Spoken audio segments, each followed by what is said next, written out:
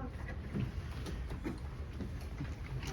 Allegiance to the flag of the United States of America and to the republic for which it stands, one nation, under God, indivisible, with liberty and justice for all.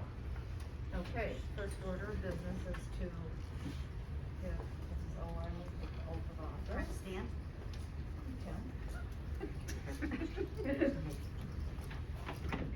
For your name, here you go. I, Terry O'Weiler, do solemnly swear that I will support the Constitution of the United States and the Constitution of the State of New York, and I will faithfully discharge the duties of board member according to the best of my ability. There.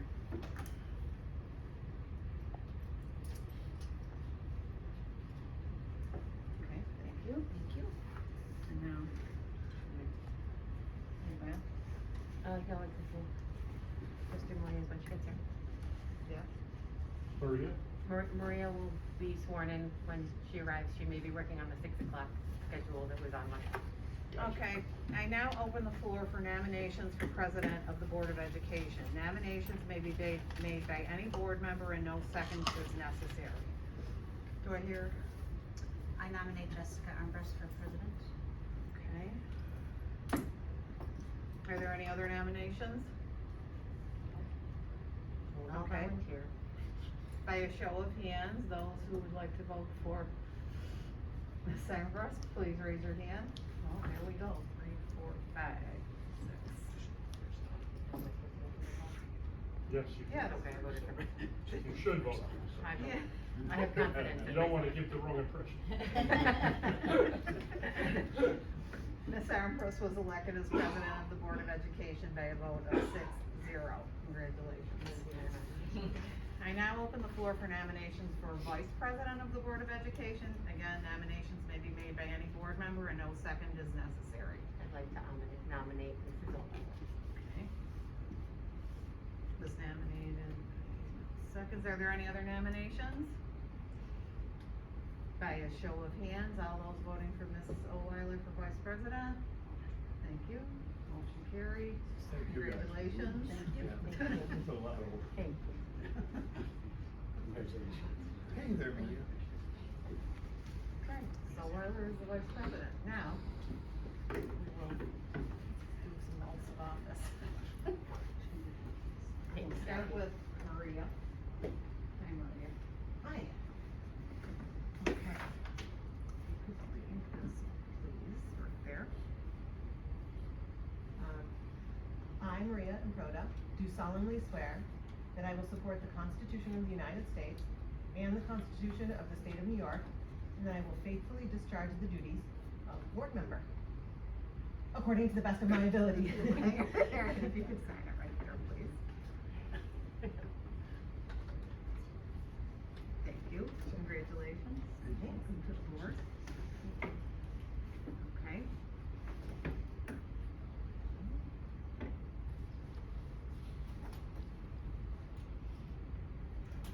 Please. Thank you. I, Jessica V. Armbrust, do solemnly swear that I will support the Constitution of the United States and the Constitution of the State of New York, and that I will faithfully discharge the duties of board president according to the best of my ability. Congratulations. Thank you. Terry.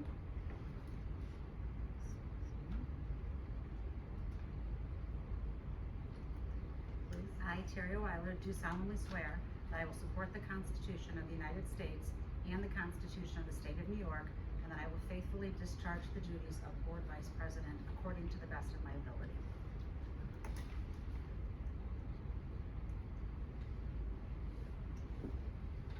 Thank you. Congratulations, and I'll turn the gavel over to the president. There you go. Happy to do it. Thank you. That was quick. Okay, moving on to item A. The superintendent recommends that the Board of Education appoint Jacqueline E. Whopper, district clerk for the 2022-2023 school year as detailed in your agenda. May I have a motion? So moved. Moved by Mr. Cassidy and seconded by Mrs. Daniel. Discussion. All those in favor? Aye. Opposed? Abstentions? Carried 7-0. Thank you, Mrs. Whopper. Item B, the superintendent recommends that the Board of Education appoint Sue Kramer to act as deputy district clerk during the district's fiscal year beginning effective July 1, 2022, and as detailed in your agenda. I have a motion. So moved. Moved by Mrs. Ohlweiler, second. Second. Seconded by Mrs. Stanu. Discussion? All those in favor? Opposed? Abstentions? Carried 7-0. Item C, the superintendent recommends that the Board of Education appoint Julie Nagel as district treasurer for the 2022-2023 school year as detailed in your agenda. May I have a motion? So moved. Moved by Mr. Flowers, seconded by Mr. Cassidy. Discussion? All those in favor? Aye. Opposed? Abstentions? Carried 7-0. Item D, the superintendent recommends that the Board of Education appoint Susan Hardy as claims auditor for the 2022-2023 school year as detailed in your agenda. I have a motion. Moved by Mrs. Danu, seconded by Mrs. Ohlweiler. Discussion? All those in favor? Opposed? Abstentions? Carried 7-0. May I have a motion to enter executive session to discuss employment history of 3 particular employees, 2 matters related to particular corporations, and collective bargaining with the East Aurora Administrators Association, and matters related to a particular student. They're East Aurora. It's the Administrators Okay. Association, Typo corrected verbally. East Aurora Administrators Association, and the addition of matters related to a particular student. Moved by Mrs. Ohlweiler. Second? Seconded by Mrs. Danu. Discussion? All those in favor? Aye. Opposed? Abstentions? Carried 7-0. Thank you very much. Look at that, making up for last time.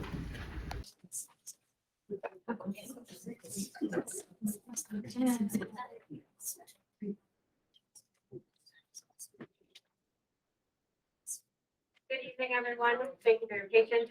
This is the East Aurora Union Free School District Board of Education meeting for Wednesday, July 13th, 2022. We're returning from executive session where we discussed the employment history of 3 particular employees, 2 matters related to particular corporations, matter related to a particular student, and collective bargaining with the East Aurora Administrators Association. We are now opening the public hearing for the 2022-2023 district-wide school safety plan. Mr. Moore. Mr. Moore. Thank you. Thank you.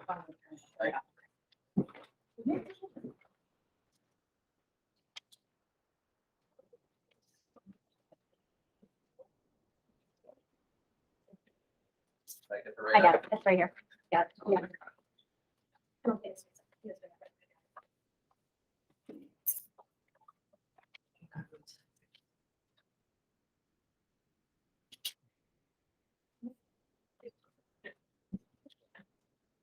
Ready? All right. Thank you for letting me come and share a little bit about the development of our district-wide safety plan. It's my pleasure to be here. I've been working with Joanne. I've been doing some internship hours under her for my district leader certification, and so I'm thrilled to be able to be here. I think Joanne is tuning in via the interwebs. It will be. She's having some connectivity issues, so just Okay, you keep going and I'll let All you know. me, I'm solo. All righty. Yep. So I'm happy to be here. Thanks for having me share. So here's a quote, just to kind of get us rolling. Paul O'Neill is kind of guru on safety planning. He said, safety should never be a priority. It should be a precondition. If safety becomes a priority, what that means is it's like you've been stepping and you need to get the ship turned around. And he says you should always keep safety at the front and center of everything you do. And I really think, from my perspective, we do this really well. The safety committee, the commitment of the members of the safety committee has been amazing. And I really feel like the district has done a great job of doing this. So rock and roll into the development of our safety plan. So the school safety team consists of a variety of members. We've got school board members, some of you who are on this team, administrators, including myself. We've got teachers, school safety personnel, parent representatives, and other personnel. This team is responsible for developing that plan, for reviewing and approving the plan, and for conducting an annual review of the plan and updating that plan as necessary. We had 4 meeting dates this year. You can see them there. And we used a variety of resources to review that plan and get to what we have today. I think our main focus as we did it was to develop a plan that was practical and useful. Something that if we were to face a safety incident we could put into action easily, but also accomplish some very rigorous regulations of New York State. New York State, I linked it in the slide there, has a document that they provide school districts to use to review their safety plans, a self-assessment, district-wide school safety plan self-assessment. In our main meeting, we looked through our safety plan against this self-assessment that goes reg by reg, line by line, to make sure that everything that New York State requires is in your plan. And we also kind of balance that against what are the practical things on the ground. Make sure we accomplish all the regulations and make sure it's practical for us as a district to implement. And I think that where we landed does accomplish both of those things. Gets us to today where we have this team and the plan itself reviewed by the board. We did send our plan to BOCES for review as well. They sent us a couple slides to include in the presentation as a part of their review, as they saw and approved of our plan and said, here's some of the things that your plan does include. It talks about how to contact law enforcement, how to contact parents, how to use our SRO and others and our equipment and resources in the district. It talks about how we identify what are the appropriate responses to emergencies, how to respond to violent threats by anybody in the building. Our plan talks about how to notify parents if their child is planning to do harm to themselves or others or thinking about suicide. We have the MOU for our SRO included in our plan, and some of the policies in our policy appendix. They look at district's communicable disease plan, and then finally how we have placed this plan, as many people have seen on the district website for review. So here's just a few notes before I dive into the nuts and bolts of what the plan has. So as a team, we believe school safety is important. And in each of our roles, me as assistant principal, Mr. Ross as superintendent, everybody else who's a part of it, we all impact school safety in some way or another. The schools and the individuals involved have a role in that planning process. Our schools and our district want to and need to prepare for any emergencies that we might face. And then if something happens, we are literally the first responders. The one who takes that report or who sees that incident is the first one on the scene, and they need to know how to respond to anything that might occur. Miss George, welcome. So when we tried to develop a plan that was comprehensive, broad, that included policies and procedures, that outlined what are our strategies, rather than those little details. The little details are things that are involved in the building level plan. The district level plan kind of is the umbrella that says, here's the kind of ways that we might respond to an incident if it occurs. It focuses on those district policies. We include DASA and code of conduct requirements, and it is open to the public.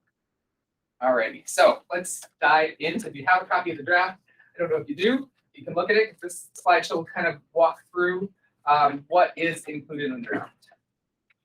So it kind of starts off by saying, here are the 5 stages in a life cycle of emergency management. This is not from us, this is from Project SAVE, and many others use these kind of 5 stages as well, which involves the planning stage, which we have all been a part of, to kind of design this document, and also plan in general as a part of a safety team for what might happen in an emergency.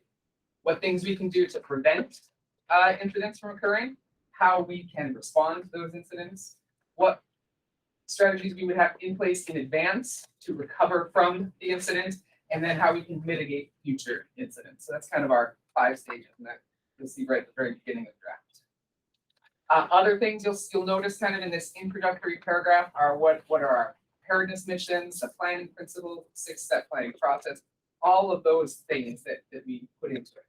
This district-wide plan is open to the public. The building level plans that are referred to in this document are private and confidential because they talk about in detail how the people in charge of the building would need to respond in the event of emergency. So if there is an incident that needs response within the district, we have 4 levels of response. And these are described in detail here in the plan. We have the initial response, that's when those first people arrive. We have scene management, we have the emergency operations center, and the executive policy group. I'll go through those in detail a little bit here. So the initial response, the responders that would include any staff member who is in the building are trained to isolate and stabilize any type of incident. That could include a threat, it could include an act of violence, any type of emergency incident in the building, we have regular training to make sure everybody in the building is ready to respond to those types of things. In our initial response, we have our procedures for informing the building administration. So if a teacher finds out about an incident, how do they inform the building administration? How or when should they obtain the assistance of local emergency response organizations? Should they call the police? It's described here. The setting up of perimeters. How do I contain this environment? How do I make sure that no non-emergency personnel might enter the scene? And in general, just to make sure that students, faculty, and staff are kept together and safe. That's the initial response. Then we move on to scene management. This is where we stabilize that scene. It's kind of, it's where the going from that initial to now we're trying to stabilize it and make some decisions moving forward. We have a command post, which is operational until the scene has been secured and the incident has been resolved. That's described there in the scene management section. In the Emergency Operations Center, this doesn't happen, as it says in bullet 2, for most incidents. Only the most significant types of incidents would we need to have an emergency operations center that is separate from the incident, maybe in the district office, if a building were to have some sort of incident happen. So the triggering mechanism, what would decide if that happens, might be the scope or the seriousness of the incident. Most things will not trigger this, but in the event that something were to happen, we have the procedures laid out here in our plan. What that would be.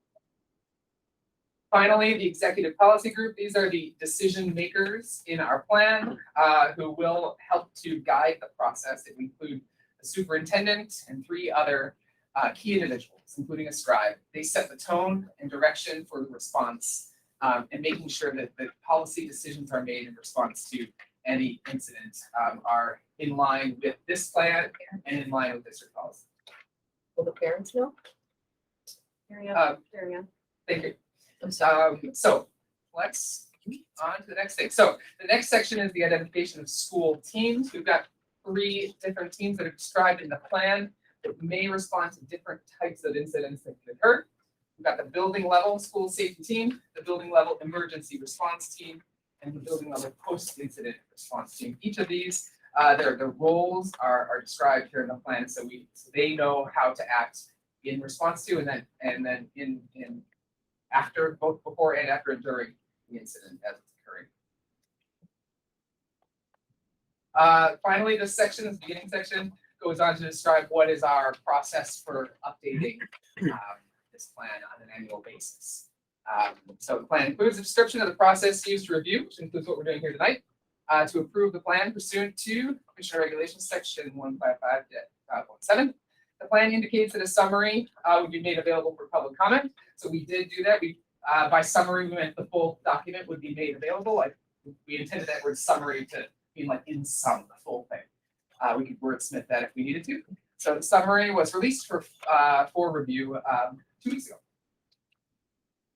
Moving on, the next step here in our safety plan is the risk reduction and prevention.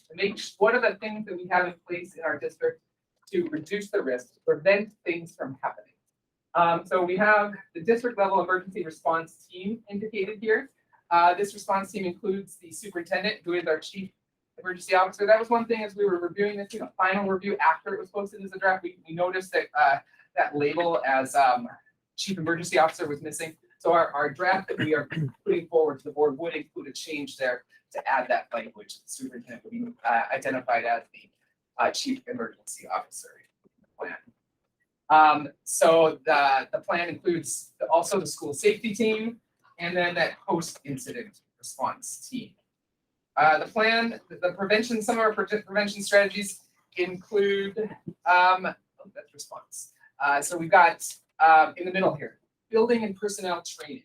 So every personnel is required to go through a variety of trainings to make sure that they are ready to encounter any emergency incident that could occur, including we've got the tabletop exercises, we've got New York State Safe Schools, we've got multi-hazard training, a variety of different things, and many of those activities are done in coordination with emergency officials in the community to make sure that we are as well prepared as we possibly can be to face any incident.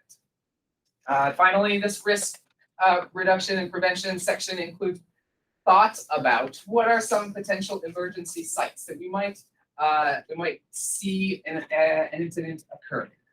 We had the interior, what are places within the building where an emergency could occur, the exterior around the school where some emergencies could occur. Our old document had community sites as well. We decided in our safety team meeting that those might not be as relevant to school-based emergencies, so we elected as a team to remove that section from the document.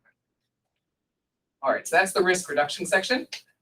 The next thing that we have as a part of our plan is how do we respond in the event that something did occur. So this plan recognizes the need to ensure direction, to make sure we control that incident that has occurred, just in a way to keep everyone as safe as possible. We want our plan to be flexible because there's a variety we can't predict in advance necessarily what the incident might be. So this provides us an umbrella with some basic principles so that we are flexible to respond to any incident that might occur to make decisions on behalf of the safety of the students.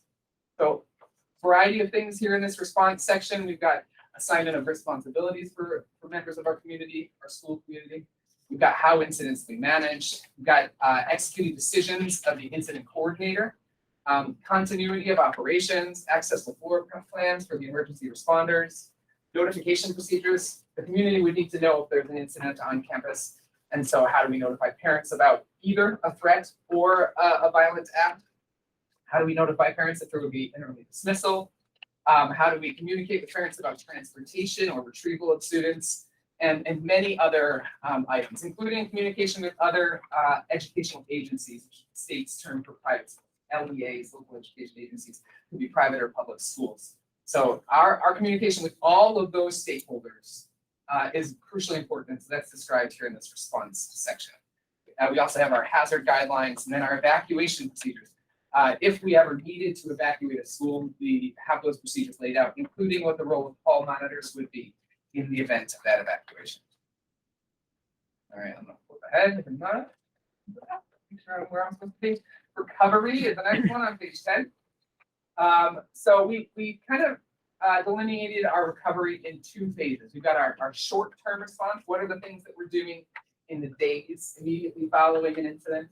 And then what's the long-term response? How do we think about keeping our school and community safe longer reach than just the few days that follow?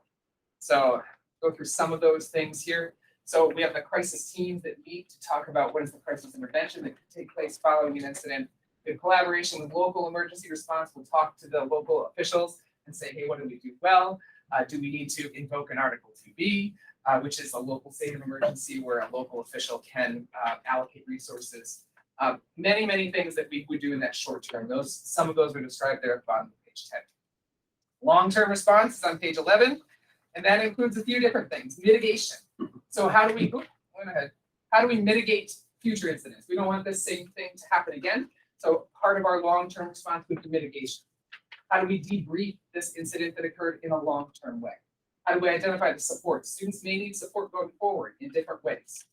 Some of those supports, some are required in state regulations. Some are things that we talked about as a team that you might need, including youth court, peer mediation, to improve communication among students, mental health counseling, and many others.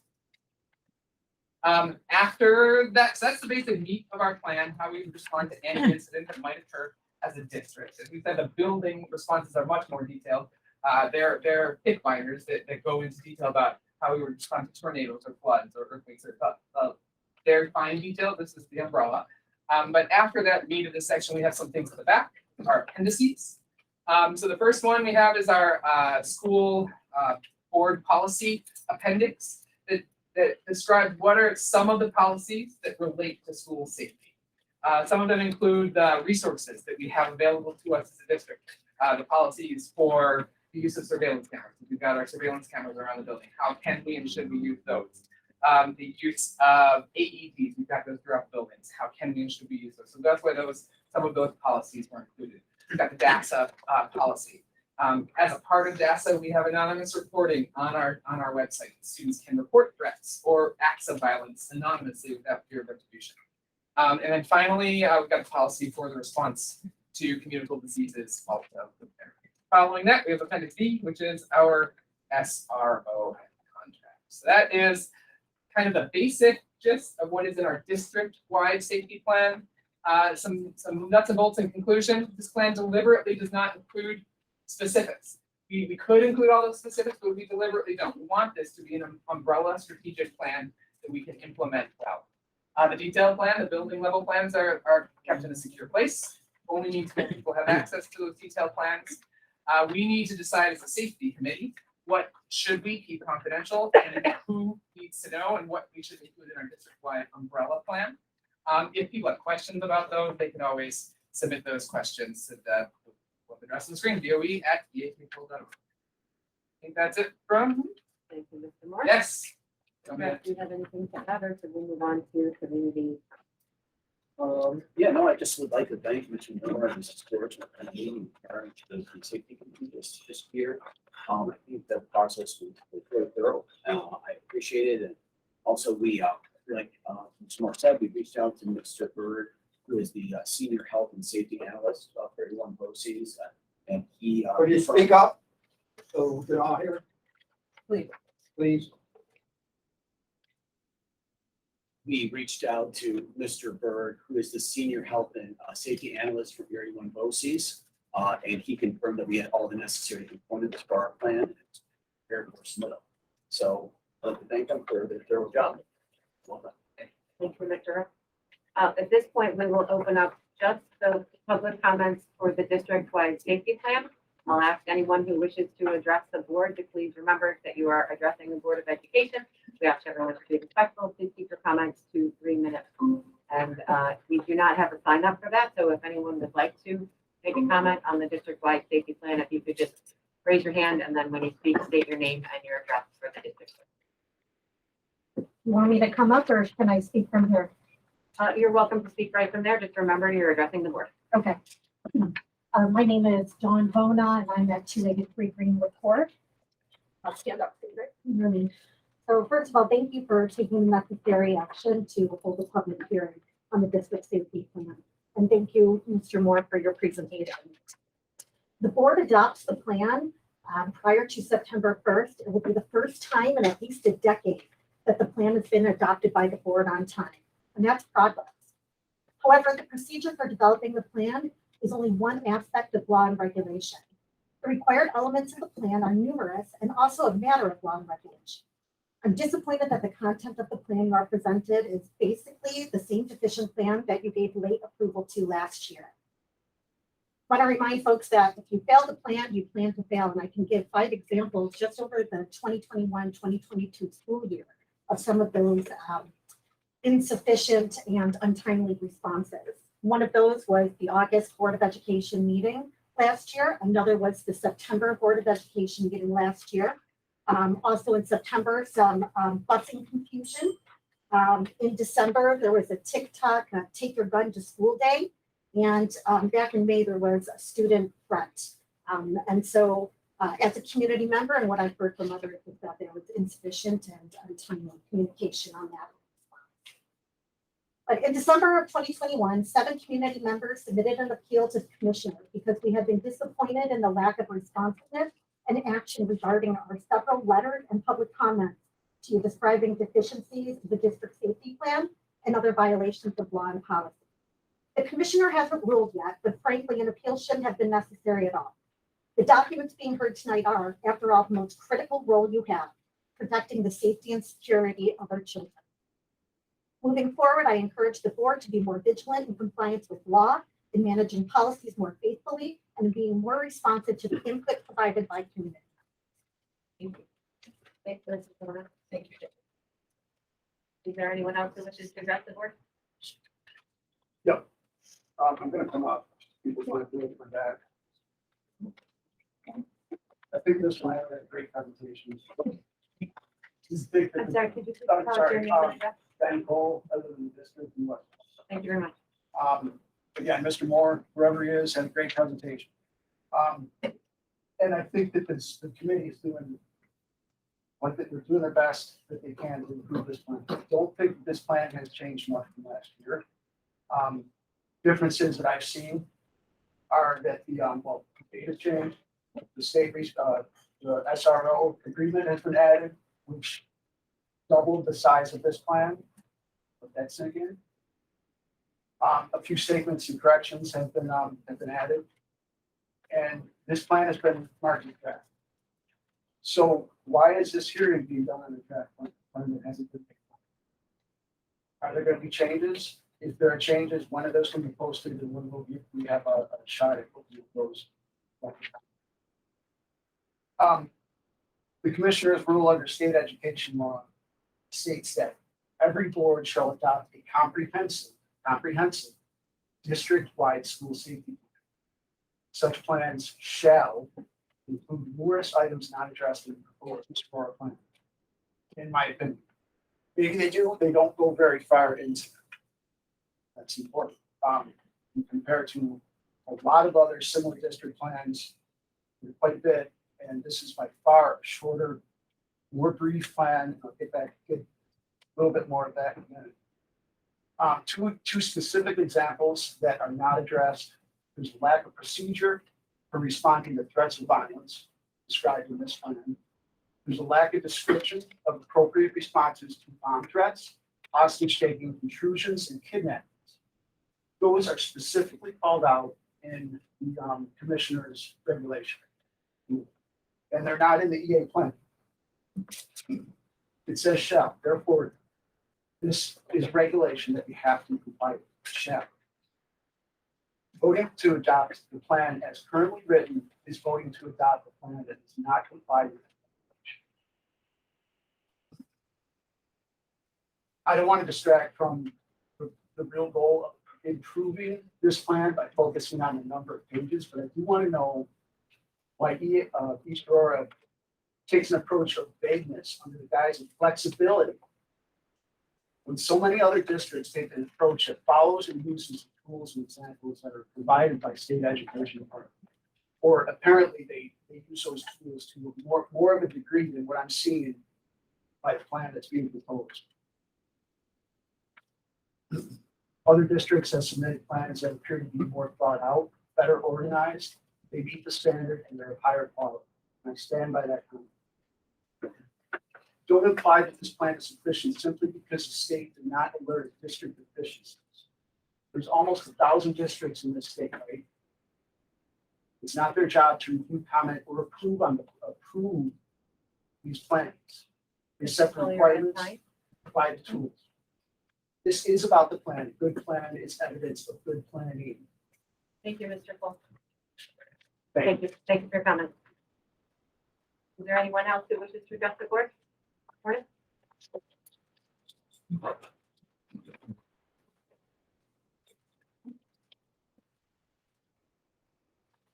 Becky Herring, South Wales, New York.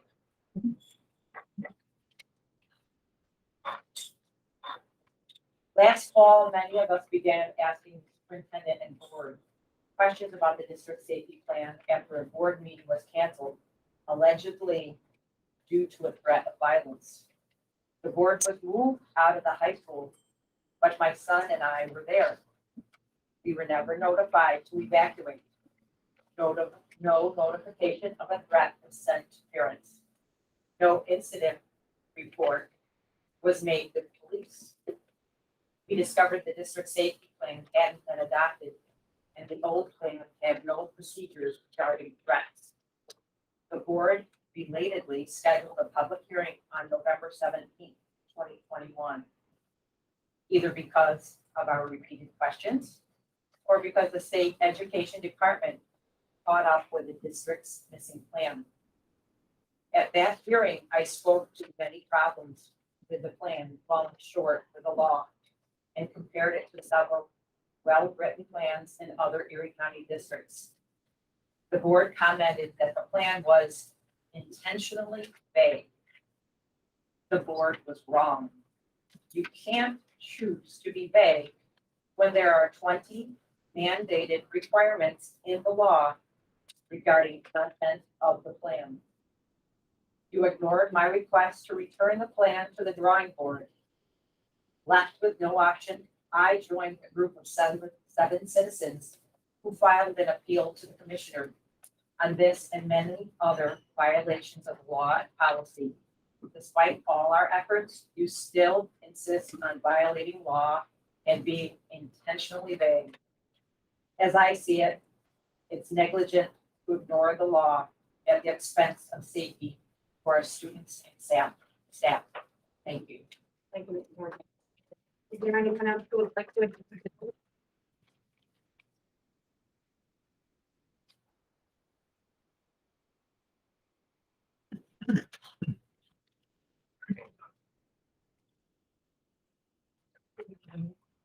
My name is Dr. Michelle Kavanaugh, and I reside in Greenwood Court. And I too would like to thank Mr. Brown for his presentation, and I want to thank the board and the superintendent for taking this first step in addressing the requirements under law regarding district safety. The role of the district in addressing safety is really distinct from building level management. This plan is not a reconstituted plan that combines a summary of building plans. It's distinctive, which is why the law has multiple regulation requirements and elements that have to be missing from this district safety plan, including a requirement under new labor law regarding medical testing procedures during health emergency.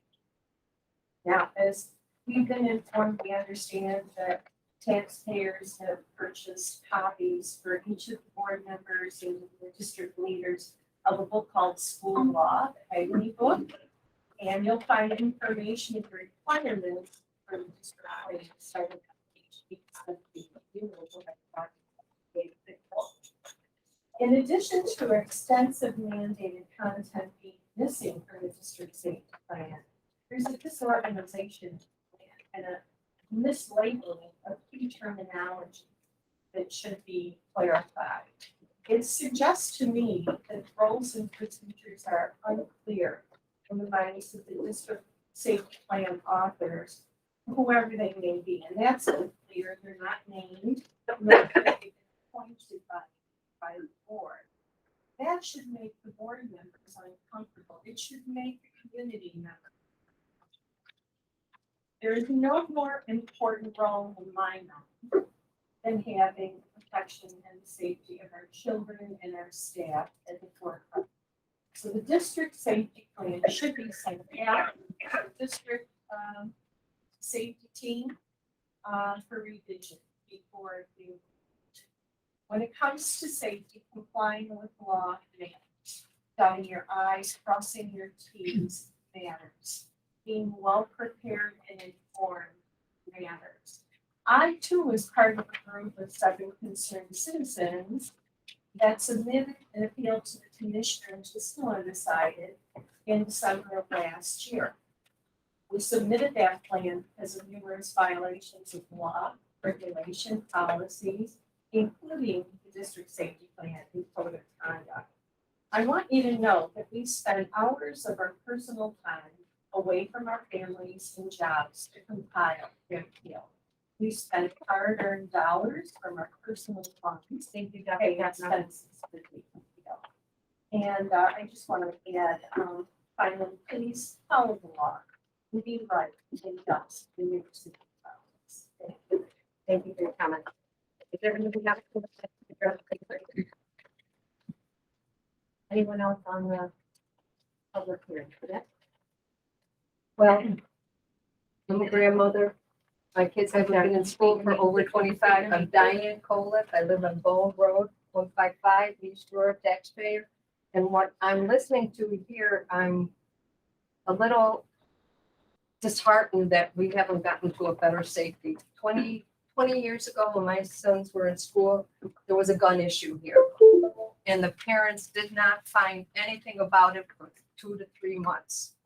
Lo and behold, we are hearing the stories from the kids. And we're thinking, well, this isn't right. It has to be a squirt gun. It has to be something like that, because obviously the school would tell us about this and inform us about this, because any other school calls all the parents into the auditorium and updates them on what to do, what to present your children. So when we didn't find out, we called the police and asked them, Is this true? Well, they didn't hear anything about it. They zipped down to the school and found out what happened. And lo and behold, it was taken upon the teacher and the principal to do what they wanted to do with this young man because apparently he had family problems. But we found out later because all his parents were mistreated for reporting it. We were mothers, and the mother, whatever you called it, the mother in the classroom helping out. Well, we started getting blackballed in their own little way. So we were like left out. So all his parents that had these children that we found out about the gun incident, we started doing our homework and found out there was a lot more of these incidents that weren't reported. I don't understand why East Aurora has to hide all this and doesn't follow safety and make the parents aware, because I'll tell you what happened. When I found this out 3 months, when children didn't know about this, we asked the children, honey, what would you do if a kid came into school? That's when Power Rangers were in. Oh, Mom, I just kick it out of it. It's like, oh my gosh, you took that away from us. 3 months, not being able to teach our kids what to do in an incident. There are children. And we wrote to the superintendent saying there are children. We know things will happen. There's no perfect situation, but please let us know so we can teach our kids there are children. Don't take these children away from the parents. Let them be a part of everything that happens because they will show their true colors and be parents as they should be. So I'm disheartened that we are not in a better place in our security. We shouldn't be a gun-free zone. We should have every statistics is proven that that's where crime happens. Gun shootings happen in a gun-free zone. It's been proven. Look up your stats. And why aren't we having better security people here, not just people that work here standing by the door? We need professionals. This is a situation that has changed. We have to be prepared. I seen it 20 years ago. So it's not anything new. Thank you for your time. Thank you. Is there anything else? Right. Oh, you already know who I am, so you know where I live. Good. I just want to say that knowing that every single solitary school shooting to date that has occurred was done by someone on psychiatric drugs. And it's not because they were quote unquote mentally ill. It's because they were on drugs. So anyone that is in the school that has a vested interest putting people on these drugs, labeling them and diagnosing them as quote unquote mentally ill and putting them on drugs is putting every single solitary other person at risk. And especially with the school being a gun-free zone, these kids that are put on drugs are made into violent killers. And it's not only with guns, it's with knives, it's with a baseball bat. Rod Matthews killed his classmate with a baseball bat, Kip Kinkle. I mean, it's not only with guns. These drugs are turning kids into killers, and it's a documented fact. It was all over the news just last week, all over the place. So my thing is, if there's people working in the school, which there are, school psychologists who have a vested interest, and the schools get paid for every kid that gets diagnosed. And it's not right. And that is risk reduction. Your risk reduction is right there. That's the cause of it. It's right there. And we do away with that. We're going to do away with 90% of the violence in school. We got to stop labeling and putting these kids on drugs. And that's what I have to say. Can I add to that, please? Sorry, we're going to move on No, to the I next can't one. add. I'm not used to your. Is there anyone else who wishes to address the board? Okay, hearing no one, I'm going to move on to board member comments. And the board members who wish to comment on the district safety plan. Thank you all for your comments. The board has heard all of you, and we are voting on the safety plan at the next meeting. It is a draft because it is not voted on yet. So any board members have any comments? Go ahead, Mr. Miller. I'm very familiar with this document because I spent a lot of years in East Aurora working with school safety teams and how much time and energy, and how much they really care about the safety of children. They're all well schooled, in school, and their responsibility what to do. Not only have I done it here, I've done it for 2 other school districts. I head up the safety team and help with this. And I won't certainly get into laws and regulations as a pastor. I don't know all the laws and regulations. I got a little bit of a story.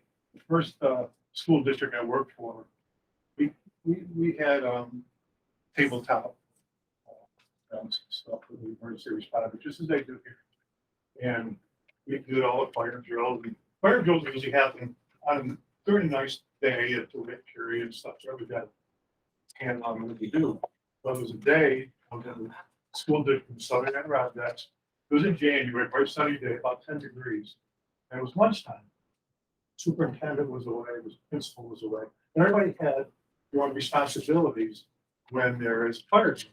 What happened? The alarm went off, and some students had gone down to the locker where we store all the athletic uniforms and set them on fire. So it was an actual fire.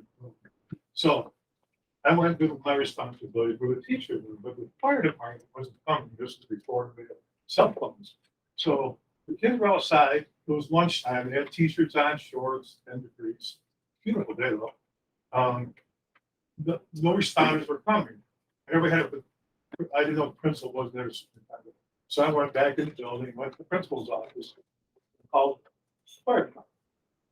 So they showed up. In the meantime, it was a volunteer fire department. So it took quite a while to get there. So I had to decide at some point, somebody had to take charge. So I just did. And so I moved all the children into the bus garage because it was heated. And then I had called the transportation supervisor to get the buses brought in. And then fire department came, addressed the fire issue. We got the students on warm buses. And we had this plan. And I didn't run in the building to get the plan, to read the plan. We had the flexibility enough to make some decisions. And like I said, the superintendent wasn't there, principal was there. And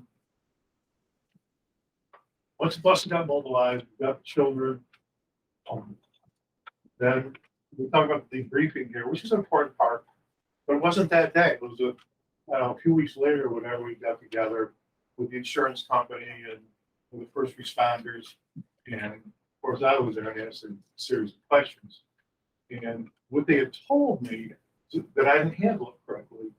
And I asked them, what was it correct about? And we brought them into a bus garage where there's fuel and danger in there. And I said, my priority was to keep them from getting frostbite or exposure. But anyway, the briefing was an important point, but I was walking out the door and I was talking to a couple of people when they're, the worst thing that came. I said, what would you have done? He would have done exactly what you did, what you would have done. Get the children warm, get them safe, keep them on temperature. So having said all that, it's just a story it's something I've never forgotten as we put these plans together. In fact, the reference to August, my comments, there needs to be flexibility. We all know what our responsibilities are, but when an emergency happens, it may not be A, B, C, or D, and you may not have time to manual and understand the regulations and stuff. But I like the plan. I like how the school district handles it. The administrators and teachers certainly have accomplished it. How we do things. I'm completely comfortable with the plan, how concerned we are with the safety of our students, what we have in place, those things that are vague. Some things we don't want to share. We can't. It's not in the best interest of us or even the first responders when they get here. What we do have, or we did have, and might still be there, a flip chart. So if there is a bomb scare, you would take the phone call as a bomb scare. Here. Those are bulleted points, so you know immediately what to do. So that is there. Or if there's an active shooter, and certainly if there is a fire, and if the fire goes off, you're supposed to go out this exit. That's your responsibility. But if that exit's on fire, you're not going to go through the fire. You're going to reroute. You need that flexibility, decision making. I know I was wrong, but this plan is fine. Don't think otherwise with comments and stuff. You can have all the pages you want, but you don't know what's going to happen that day. I think the first thing was brought up there, get the emergency responders here, turn it over to them. They're the experts, and then set up the command posts. And I think the framework, what we need to do is here, I think so. I'm sorry, it's so long. Thank you, Mr. Bowler. Appreciate it. Any other board members who have, yes, Mr. Brunson? Well, I've participated in previous years, not in this particular iteration, but we always had representatives from the East Aurora Fire Department, the East Aurora Police Department, and they were in full support of the plans in place, and they were knowledgeable with regard to those plans, and provided some excellent guidance about things like the command center, and they know about this sort of thing. So we've relied on them for their advice. That's my first comment, and I'm sure we continue to rely on them and continue to involve them in every aspect of it. The other thing is there have been some comments relating to the specificity of the plan. I presume, Mr. Russ, that you have they have reviewed the documents for each building. So you have building level plans, and years ago when I reviewed the building level plans, they were very detailed. They had maps, floor plans, specific procedures to follow in each eventuality. And so I think people should be comfortable, if they're anything like the plans that I participated in, that they address these issues of specificity that have been raised. Yeah, Derek, so yeah, that's how it's been set up, that the building level plans have the details and survey spots.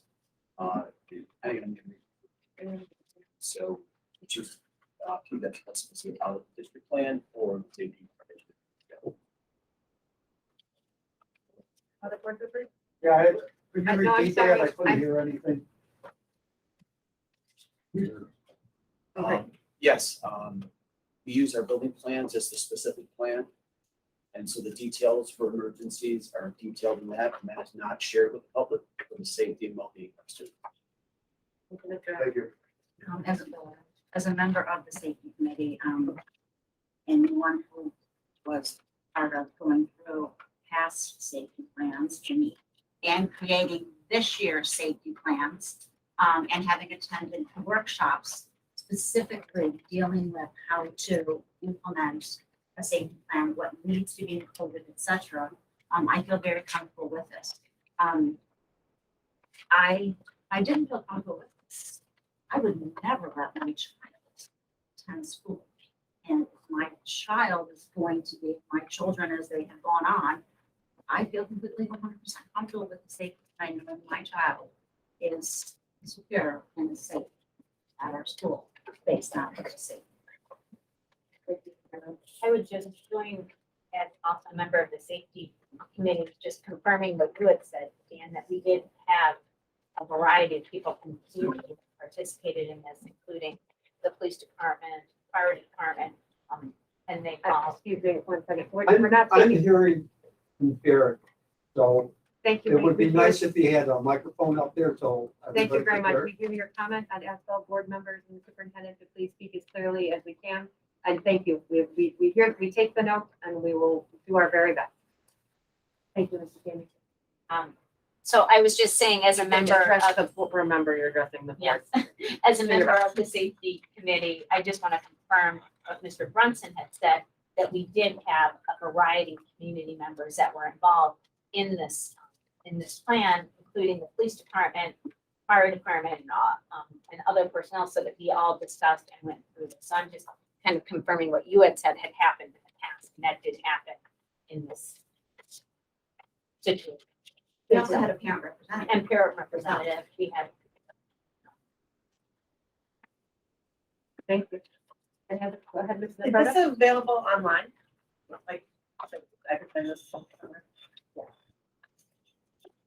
Okay, thank you all very much. This, I will. Okay, I'm adjourning the public hearing. Now we're moving on to the next public hearing, the East Aurora Union Free School District Code of Conduct for 2022-2023. I'm calling the public hearing to order, and Mr. Brown will be presenting. Good evening. Can everyone hear me over here? We all good? Okay, I'm a little splotchy. I'm up in the mountains, so my apologies for that. Well, good evening, and really the code of conduct, my goal this evening, Ms. Russ just asked me to kind of give an overview. And I'm not necessarily going to go into the specifics of the code, because a lot of those details, actually the entire draft has been shared since June 30th.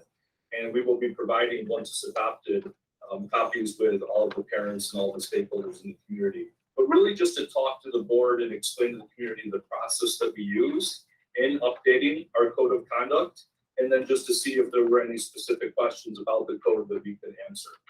So first of all, I just wanted you to know that we had a very comprehensive committee. We met 3 times. It was a committee that was made up of both district level administration as well as building level administrators. We also had 3 members of our Board of Education was there. We had parent representative. We also had 2 students from our high school, and personally, I found the students to be invaluable in the process. It was really wonderful to hear their input and their take as we worked through updating our code of conduct. We also had a note taker that was very helpful to keep us organized. Throughout the entire process, we met on 3 occasions, and we broke the code of conduct. It was 29 pages, I believe, and we broke the code up into different sections and really went through them. But throughout the entire process, we worked with BOCES and their code review team. TC in general, she was phenomenal and really helped us pick the BOCES code of conduct that's been adopted and looking at our code and kind of meshing the 2 and making sure that we were covering everything up to date the way we should. In addition, we also consulted with our attorney at the end, and she went through everything in our code of conduct and just asked some questions and brought up a few points that were added, and the committee agreed on those. The code of conduct is still in draft form, and we left it in draft form just because it's not officially adopted until hopefully this evening. And if the code is adopted this evening, as we're hoping, we will then immediately send it to BOCES, and they will follow a formatting process where they will then format the code of conduct and update everything. And really I shouldn't say update, just make sure that everything's aligned. And what I mean by that is, as the district is working through with different policy committees, making sure that all the policies are up to date, as well as the code, and making sure that all of the links are accurate and that everything is just, pitch perfect. So after this evening, if it is adopted, that's the process that then BOCES will help us take that on. And then our plan is before September to give a paper copy to all of the parents within the district. And that way everyone has a hard copy in their hand, as well as making sure that it's available on the website. So any community member or any parent or student or visitor or anyone who works in the schools has easy access to the code and is able to search something and look it up if they have any questions.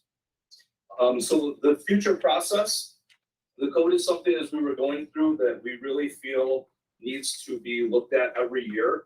As we know, times change. And while the basis of the code of conduct, I don't foresee that, or as a committee, we don't foresee there being a lot of changes being made in the future. We feel it's important to really look at it every year and say, okay, is this up to date? Is there something that we feel needs to change or we need to pursue changing?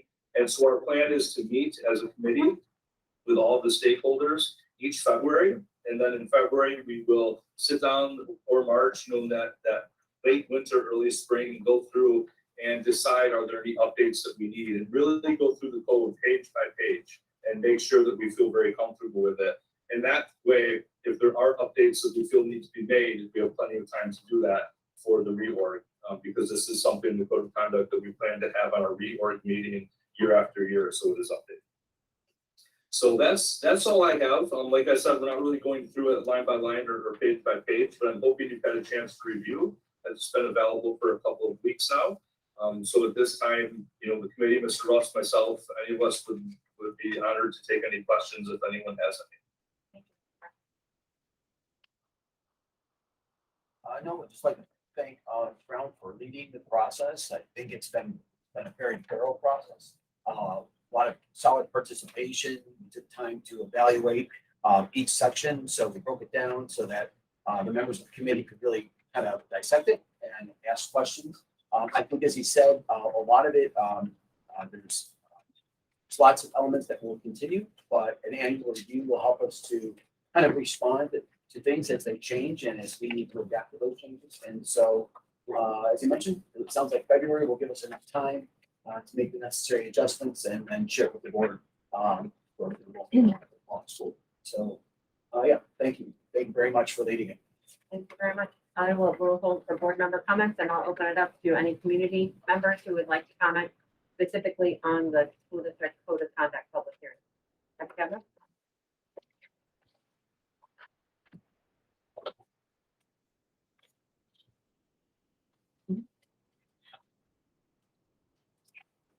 Thank you, Mr. Brown. Hope you're enjoying your vacation up in the other islands. My name is Dr. Michelle Kavanaugh. I live in Greenwood. Kudos to the district for doing a nice job with publishing a draft of a code of conduct that meets the law. And kudos on aiming to have an annual review of the code of conduct, which is actually mandated by law. What it's important for the community to know is that the code of conduct isn't just a student discipline document. It holds adults accountable as well. Section 4 addresses conduct of all adult groups in the community, including the superintendent, who must ensure that the environment is free from intimidation, discrimination, and harassment. It's a role model.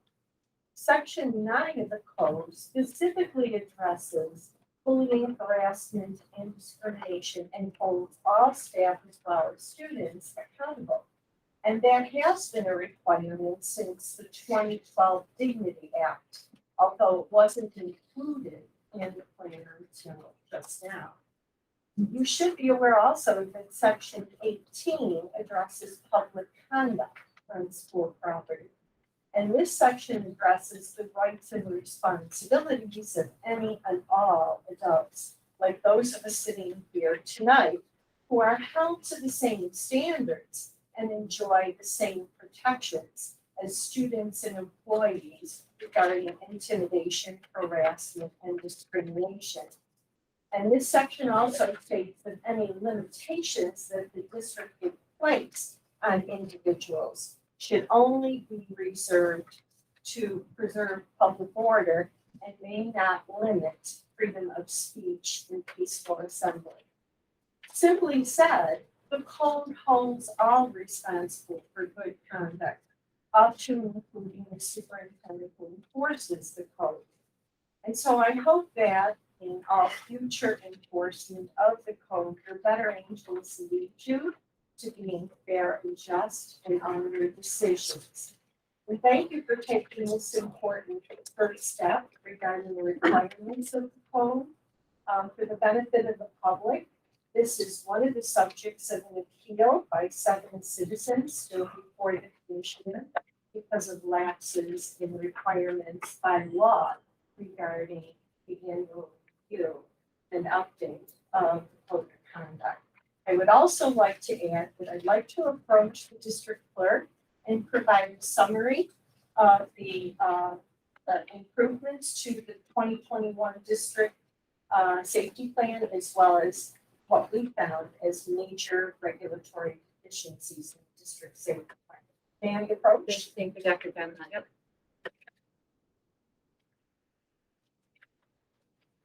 Okay. Is there anyone else who wishes to make a comment on the district code of conduct?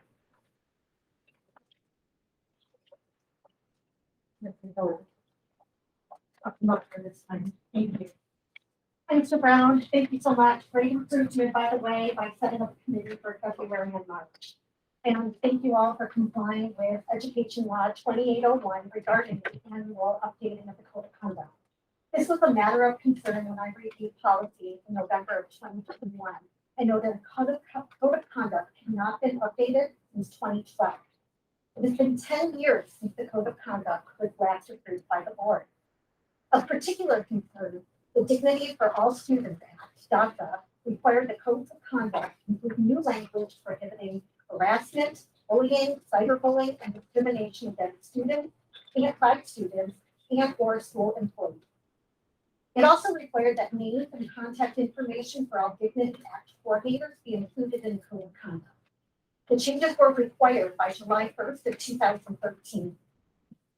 Unfortunately, our code of conduct was out of compliance for the past 9 years. This negligent, neglected duty had the effect of suppressing complaints for DASA because of lack of notice and flow. I notified the board of my concerns regarding this public safety document being out of compliance last fall, and no action was taken. I was left with no other option than to file an appeal with 7 other individuals for the violation of law and policy, along with many other violations, and an appeal to the commission filed in December of 2020. While I commend the board for holding this long-awaited hearing, moving forward, I urge the board to exercise greater oversight of education law and policy regarding school safety. Thank you. Thank you, Ms. Miller. Is there anyone in this position to address the board on the public hearing for the code of conduct? Thank you. Board member comments on the code of conduct. I would just like to start by thanking the committee very much for your hard work on this. It was a large undertaking, and I thank you all very much for your dedicated time. I know a lot of hours were put in there. Thank you for your time. Any other comments?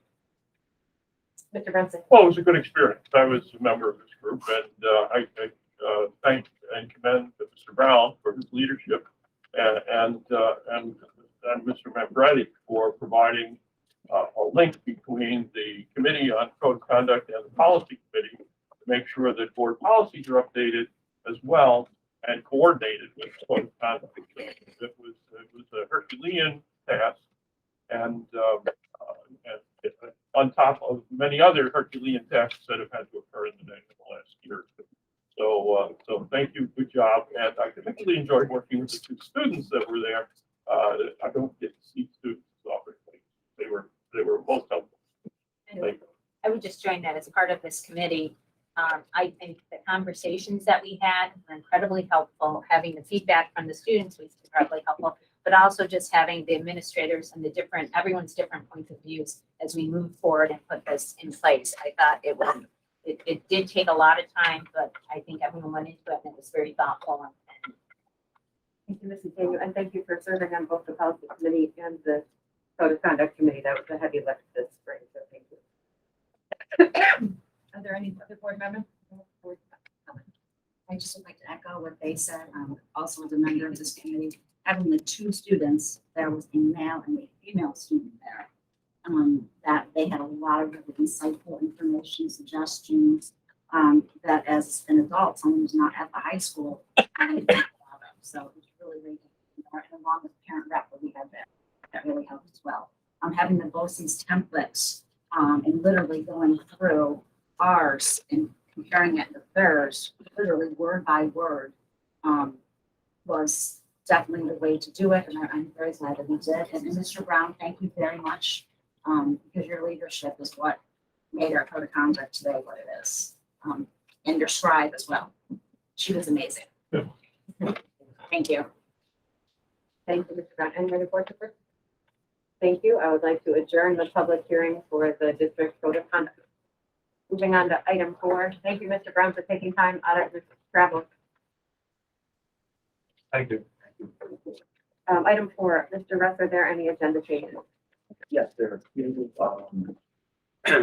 we move under item 13, other items requiring board action, letter 3, and replace it with a new key accept revocation of 1.0 FT elementary. Thank you very much. Moving on to item 5. Yes. On the agenda statement, I suggest that we contemplate the possibility of moving up the report on the building project in respect to the several members of our architectural firm and our construction management that are here, and we're delighted that you could come today. I'm hoping that it could be moved up in the agenda a little bit so that they can be expeditiously for us. Yeah. Yeah. Sure.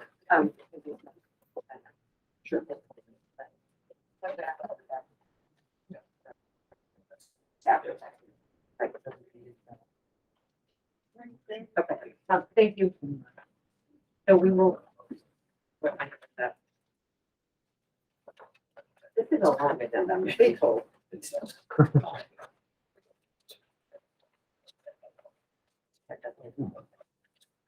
Oh, yes, right, but we're moving. We're going to move under item 10, reports and board discussion. We're going to move item C, update on the capital facility project up under superintendent comments, following some other very patient gentlemen who now get to sit down. Thank you. Thank you for your patience. Any other agenda? Okay, superintendent's comments. Well, today is an exciting day, and we have the 4x800 boys track relay team with us today, and it's Evan Owens, Owen Rum, Braden Tent, and Piers Tyson. And they are here because they are New York State champion, and so we're here to celebrate their victory and the incredible hard work that went into making this happen. Along with them is the coaches that are here quite frequently.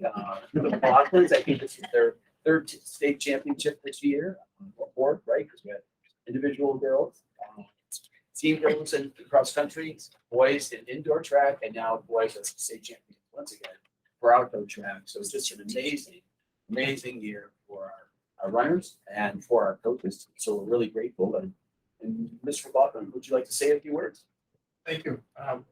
Taking time to recognize, again, this is especially a great year because this is the first outdoor state championship in 2 years.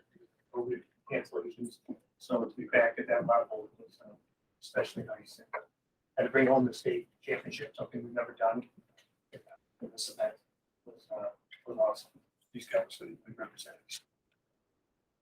Yeah, it's just an amazing performance. And again, the team, and one of them is a brand new runner, first year out, and they really came together, and that's what this is all about, right? So they gave up some personal events, right? They gave up their personal interests to build this team, and together they've done two amazing things. To be state championship in indoor and outdoor is an incredible accomplishment. It's hard to describe how difficult that is, but they stuck with it. That's months and months and months of practice, staying healthy, eating the right things, getting enough sleep, doing all those things that are really hard when you're 17 and 18 years old.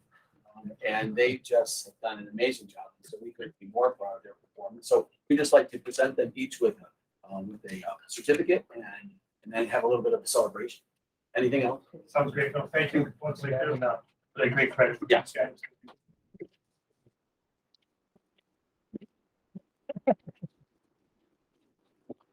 Well, I'll give you a call and then maybe we can get a quick picture with coaches as well.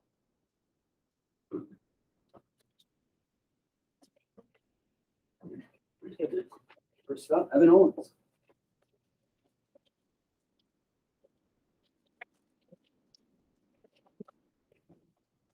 Next one, Rob.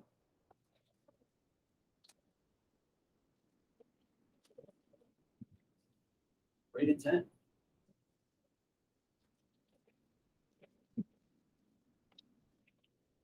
Here's nice.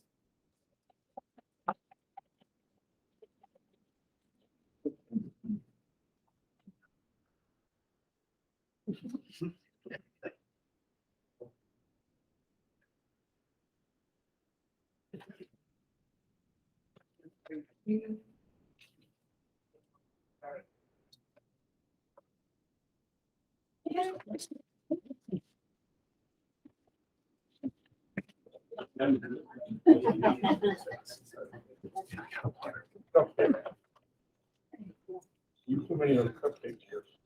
I ain't getting them full right now. Oh, that's right.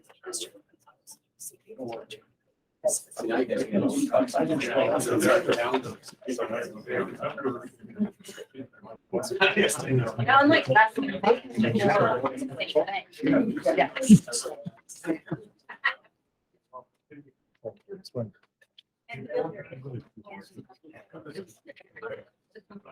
Patient.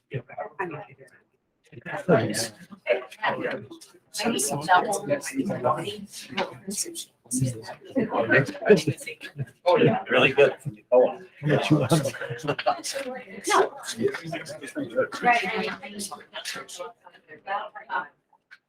You're welcome. I'll switch this course. You're gonna ask me this later right here. After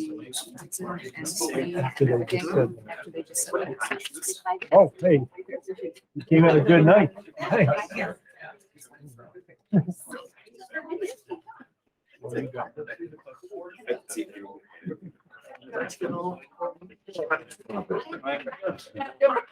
I said, we wouldn't do that. Oh, you bring it up.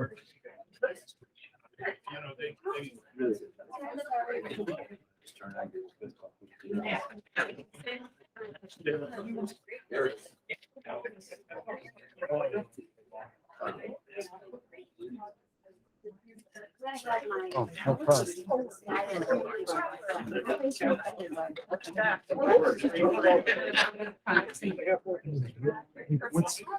on. What does that have to do? What does that have to do?